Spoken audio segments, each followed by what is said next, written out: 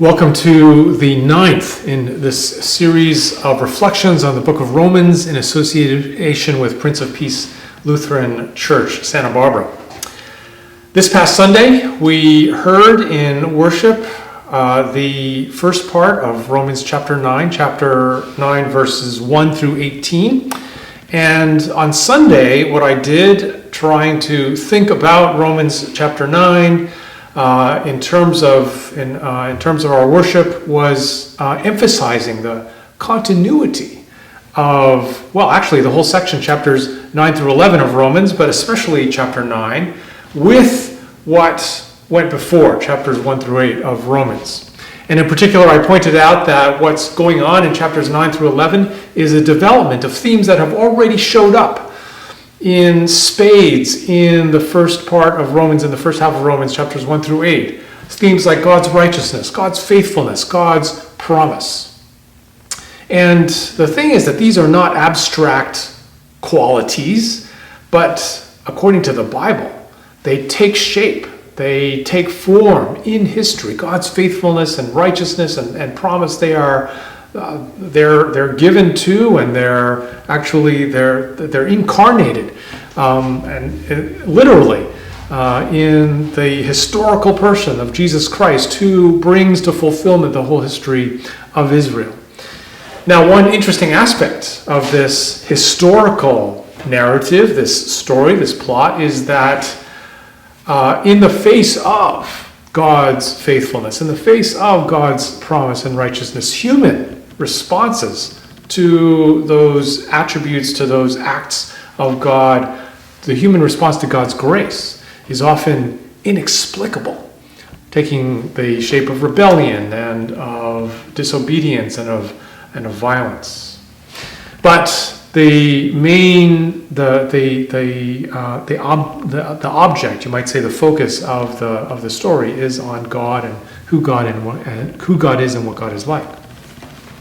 We might say that Romans chapters 9 through 11 echo or highlight, first of all, where the gospel comes to an end. And by come to an end, I mean comes to its destination, reaches its goal. And we see that very clearly in Romans chapter 11, at the end of Romans chapter 11, at the end of this 3-chapter reflection of Paul on the relationship of the Christian gospel to Israel and to Israel's fate.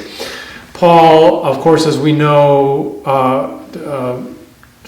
kind of ends in a hymn of praise, in a hymn of wonder and of thanksgiving at the depth and the richness and the incomprehensibility of the wisdom of God. And then he finally says, "From him," that is from God, "from him and through him and to him are all things, and to him be glory forever. Amen." So we see for Paul, what the end of all this reflection, what all this thinking about the gospel leads him to, it is the glory of God. God glorified particularly in his mercy.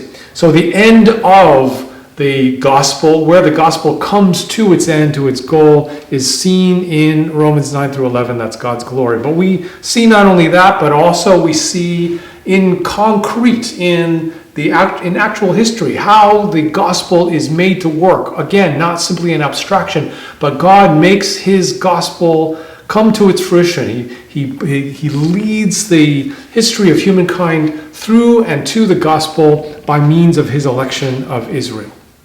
And this is true, it seems to me, no matter what one's preferred solution is to the problem of how are Israel and the church, how are Israel and the Christian gospel related? There are some who would say that the church or that Christians have replaced Israel as God's people. There are some that would talk about Israel and the church as taking two different paths, both approved and both willed by God. There's some people who would take a more complicated or think about it in a more complicated way, the relationship. But no matter what, and I don't think that all of those possible solutions are equally valid, but no matter what kind of solution one comes to address this issue, address this question of how is the gospel related to Israel, that is talked about in Romans chapters 9 through 11, we see that the way that God actually makes the gospel work, the way that God actually makes the gospel come into contact with his people is through his election, through his relationship with Israel. And this, I think, is part of why and how, as we read way back in chapter 1 of Romans, the gospel and the righteousness of God, even the salvation of God, they are for the Jew first, as Paul says in Romans chapter 1, verse 16. So all of that was, I didn't say all of that, but at least I suggested all of it on Sunday in terms of talking about the continuity of chapters 9 through 11 of Romans with what had gone before. Today, what I'd like to do is something slightly different. I'd like to consider the discontinuity of Romans chapters 9 through 11 with the rest. And I mean discontinuity in only a relative sense, only relatively speaking. Perhaps a better way to put it would be, I'd like to consider today some ways, or one way in particular, in which chapters 9 through 11, and again focusing on chapter 9, in which this section of Romans is distinctive, in which these chapters make their own particular contribution within Romans to the argument, to the flow of the book of Romans. And so to do that, first of all, as usual, I'd like to read the part of Romans chapter 9 that was not read on this past Sunday. On Sunday we read verses 1 through 18, and so I would like now to read verses 19 through 33 of Romans chapter 9. You will say to me then, why does he still find fault? For who can resist his will? But who are you, human, to answer back to God? Will what is molded say to its molder, why have you made me like this? Has the potter no right over the clay to make out of the same lump one vessel for honorable use and another for dishonorable use? What if God, desiring to show his wrath and to make known his power, has endured with much patience vessels of wrath prepared for destruction, in order to make known the riches of his glory for vessels of mercy, which he has prepared beforehand for glory, even us whom he has called, not from the Jews only, but also from the Gentiles. As indeed he says in Hosea, quote, those who were not my people I will call my people, and her who was not beloved I will call beloved. And in the very place where it was said to them, you are not my people, there they will be called sons of the living God. End quote. And Isaiah cries out concerning Israel, quote, though the number of the sons of Israel be as the sand of the sea, only a remnant of them will be saved. For the Lord will carry out his sentence upon the earth fully and without delay. End quote. And as Isaiah predicted, quote, if the Lord of hosts had not left us offspring, we would have been like Sodom and become like Gomorrah. End quote. What shall we say then? That Gentiles who did not pursue righteousness have attained it, that is, a righteousness that is by faith. But that Israel, who pursued a law that would lead to righteousness, did not succeed in reaching that law. Why? Because they did not pursue it by faith, but as if it were based on works. They have stumbled over the stumbling stone, as it is written, behold, quote, behold, I am laying in Zion a stone of stumbling and a rock of offense, and whoever believes in him will not be put to shame. End quote. Lots to chew on, lots to be confronted by in this relatively short text. But today what I want to do is think a little bit, concentrate on just one aspect of this very rich passage from the book of Romans. And to do that, and I will think about it in terms of the whole of chapter 9 and not just the particular part that we read. Indeed, I'll also be making references to the whole section 9 through 11. But the thing that I want to think about is the scriptural quotations, the quotations from what we call the Old Testament, of course for Paul, which is the Bible, the scriptures, in this particular section of Romans. That's why I try to bring a little bit of attention to that by by marking off the quotations as I was reading the part of chapter 9 that we read. Let's think about this a little bit.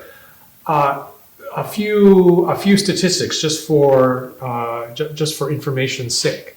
Out of the 45 Old Testament quotations, direct quotations of the Old Testament in the book of Romans, 30 of them are in the particular section, chapters 9 through 11. In other words, out of the 16 chapters of Romans, this particular 3-chapter section accounts for 2/3 of the Old Testament quotations in Romans. And I'm talking about clear, direct quotations, often marked as such, and not talking about the allusions and the associations, of which there are many, many more throughout the book of Romans.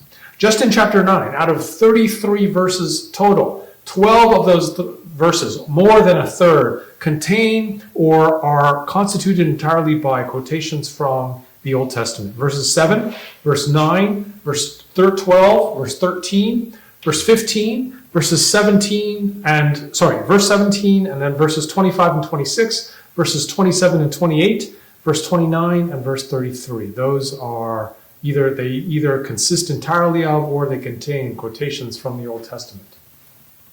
Why is there such a concentration of quotations from the Old Testament in this particular section of Romans? What is it doing in Paul's argument? That's what I want to think about a little bit today.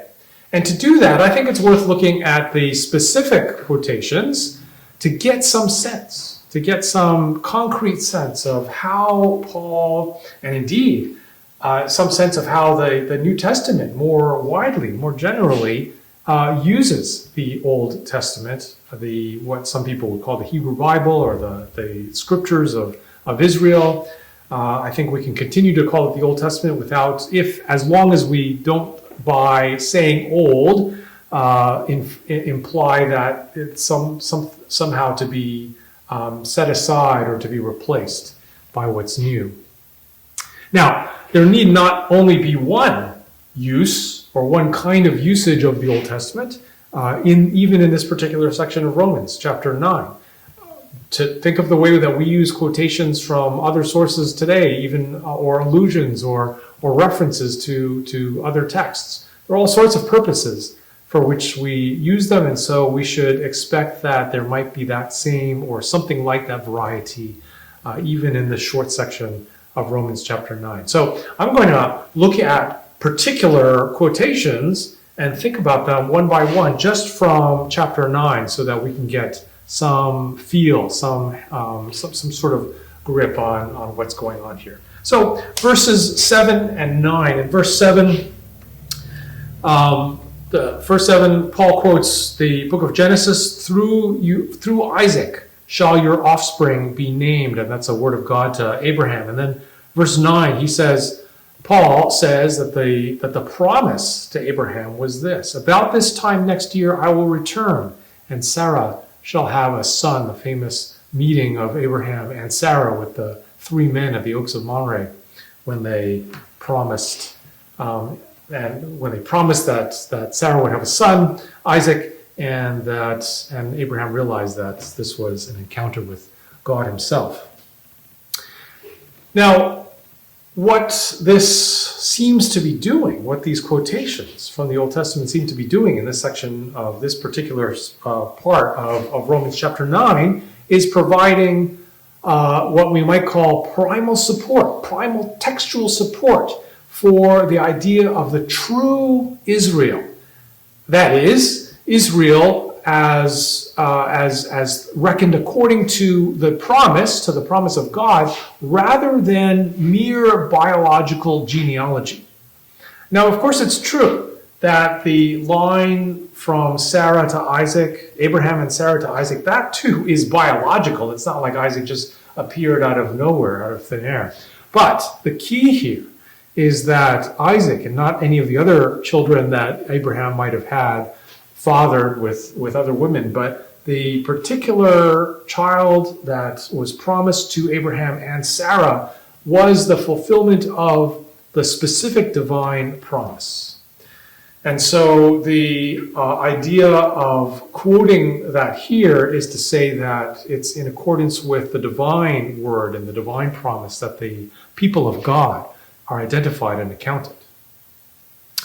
Now, in verses 12 and 13, we have some different things going on. In verse 12,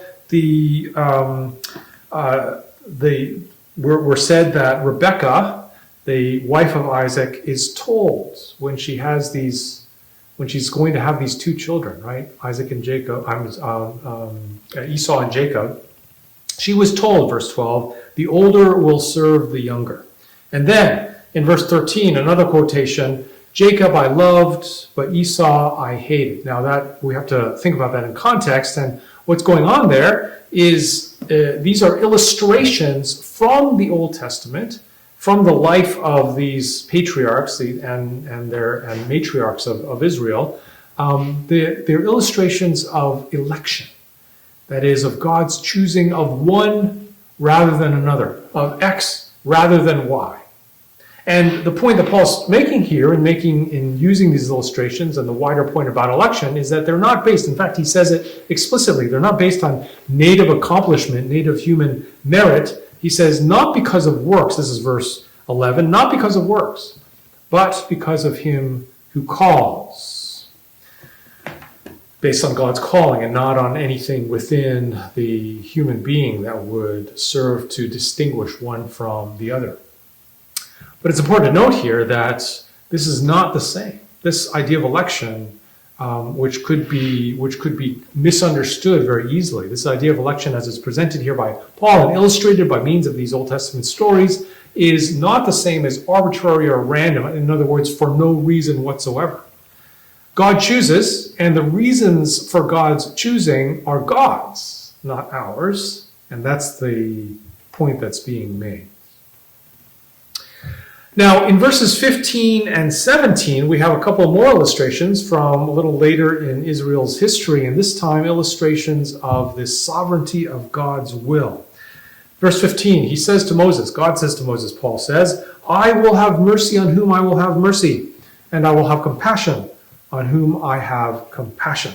And then, verse 17, Paul says, the scripture says to Pharaoh, and of course this is God speaking to Pharaoh in some sense, for this very purpose I have raised you up, that I might show my power, God's power in you, and that my name, God's name, might be proclaimed in all the earth.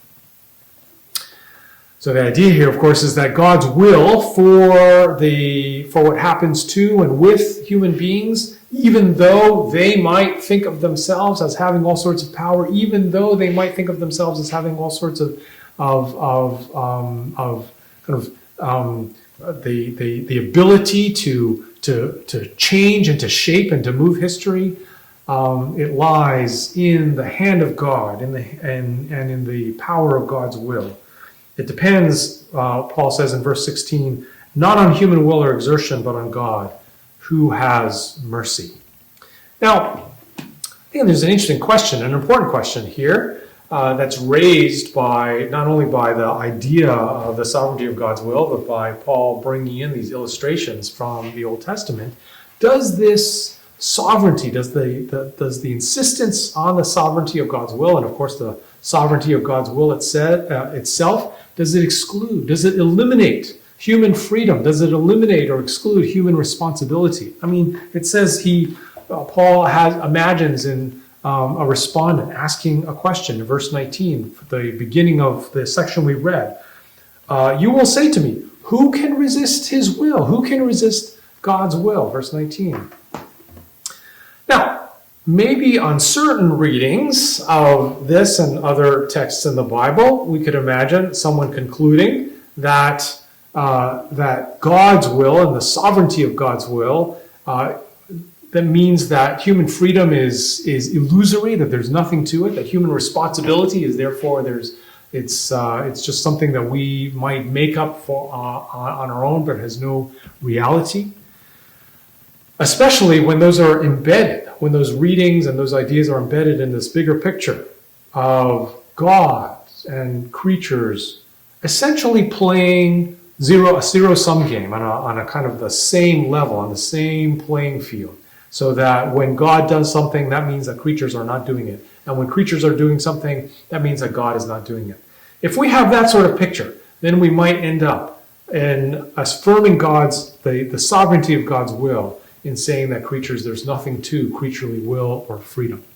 But the question is, are we stuck with that kind of flat, that kind of two-dimensional picture of the relationship between creatures and God? Or even in Paul's thinking, as we see it here in Romans chapter 9, is there a richer, is there a fuller, is there a more three-dimensional or higher dimensional idea and picture of the relationship between God's will and creaturely will, between God's freedom and creaturely freedom, than we might think at first sight. Now, in verses 25 and 26, one extended scriptural quotation from the book of Hosea: "Those who are not my people, I will call my people, and her who was not beloved, I will call beloved. And in the very place where it was said to them, you are not my people, there they will be called sons of the living God." Now, here I would say that this is not an illustration, and it's not the kind of text in primal support for a particular idea, but it's what I might call an appropriation. And I will conclude that we can call it an appropriation because it is indeed appropriate, but it's an appropriation of a text from the Old Testament and from the relationship of Israel to her God to clarify the inclusion of Gentiles, of non-Israelites, in God's people by God's mercy.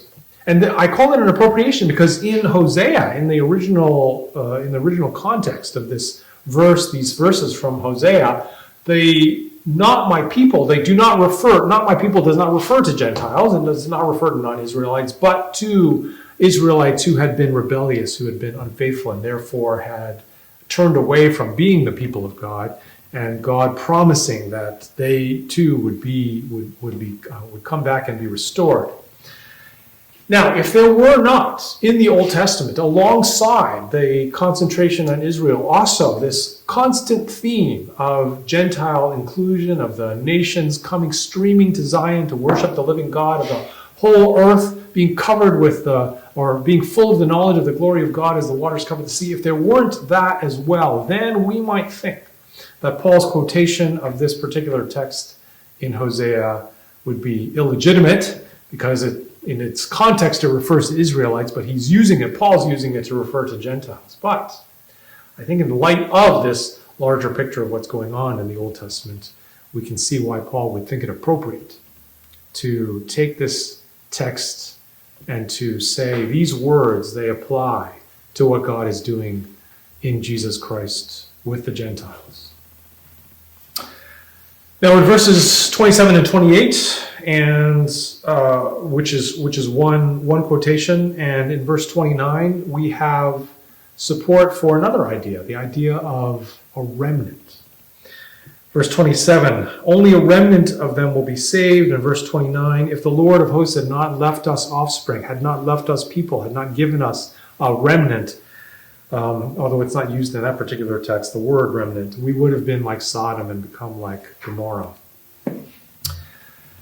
Now, there's a lot going on with the idea and the theology surrounding the remnant in the Old Testament and the way that's taken up in parts of the New Testament. But I do want to point out here something that might easily be forgotten.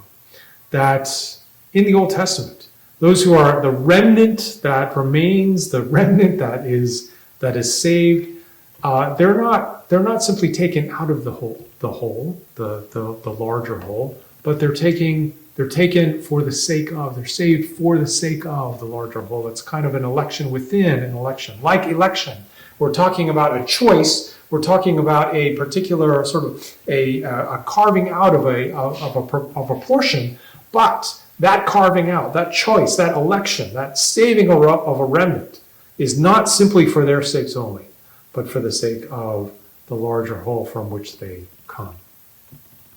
And finally, verse 33 of Romans chapter 9, a quotation that seemingly comes out of nowhere. They have stumbled over the stumbling stone, Paul says, as it is written. And then what follows is a kind of combination and it's a kind of a free combination of two verses from Isaiah, one from Isaiah chapter 8 and another one from Isaiah chapter 28.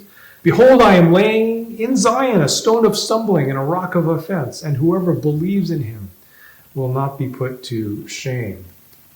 Now, as I said, this seems at first to be kind of a free association. Paul says, well, the Jews who have not believed in Jesus, they've stumbled over the stumbling stone. And by using that language, then he thinks of a verse in the Old Testament or a set of verses that have something to do with, that have that kind of that language of stumbling stone. And so he just throws it in there. It might look like that at first glance. But as we know, Christians, early Christians, applied a number of images involving stones to Jesus himself. Cornerstone, for example, capstone, and also the stumbling stone. We see that we see that in a sense in Mark chapter 12, where where it's quoted, and it's quoted in other places as well. The stone that the builders rejected has become the head of the corner, has become the cornerstone. And then in 1 Peter chapter 2, we see this exact idea, this from Isaiah chapter 8, the stone of stumbling, and applied to Jesus Christ. So what is, and although Paul doesn't name Jesus here, he seems to be depending on these associations to say something like this, that what God had said of his own doings hundreds of years earlier to the prophet Isaiah, so that Isaiah could communicate that to the people, what God had said of his own doings to and in Israel in Isaiah's time had become focused in Christian understanding. That had become focused, and that had become fulfilled in Jesus himself. So, even in the short span of Romans, a variety of uses, a variety of purposes for quoting the Old Testament in Paul's unfolding of the gospel and its implications. So, what do we take from this? Why is it worthwhile? Was it worthwhile thinking about the variety of uses and purposes for quoting the Old Testament? Well, we should admit, first off, that this whole exercise, Paul's practice here in Romans chapter 9 of quoting the Old Testament, it makes sense, we should admit, it's comprehensible only to those who already know the Old Testament. In other words, those who he doesn't give a lesson about the Old Testament along with his quotations. He just quotes the Old Testament, these books of Genesis and Psalms and Isaiah and Hosea and so forth. And so it's only those who already have some sort of familiarity with that canon of books that who will understand what's going on. And so we should admit, in connection with that it is possible to preach the gospel at a kind of bare minimum and to respond to the gospel in faith in the absence of a deep knowledge of the Old Testament and of Israel's story. We saw something like that going on perhaps already in Romans 5 through 8, where there are barely any quotations and allusions to the Old Testament. However, I think it's also important to note that it's not possible, even though it's possible to preach the gospel at a bare minimum without reference to the Old Testament, it's not possible to understand more deeply what's going on. It's not possible to preach more deeply and to teach and to study the gospel more deeply without the Old Testament. And one thing we see from relating the gospel to the Old Testament in such a way that we've done in looking at Paul's quotations today, we see that this relationship affirms what we might call the promise fulfillment structure, the idea that what has been promised, what was promised to the ancients of old, has now come to its fulfillment in Jesus Christ, the true and ultimate Israelite. What we might call the promise fulfillment structure of the gospel is made particularly clear by this relationship, by this referentiality back to the Old Testament. And therefore, not just the promise fulfillment structure of the gospel, but what God is like. What kind of God we have to make those sorts of promises and to commit himself to seeing them through to their fulfillment, and therefore what is still to come for Christians who, not all of whom are Israelites, not all of whom have a Jewish background. What that implies, I think, is that the Old Testament, for those who want to understand the gospel more, is not simply a treasury of the kind of illustrations. We did, as I said, in going through the various quotations, there are some illustrations, but that's not all the Old Testament is, just a treasury of illustrations of generic moral truths. But the narrative, the story, and the details of that story have a great deal to do with the way that God has made his will and his gospel to come to its destination, to come to its fruition in Jesus Christ for our salvation.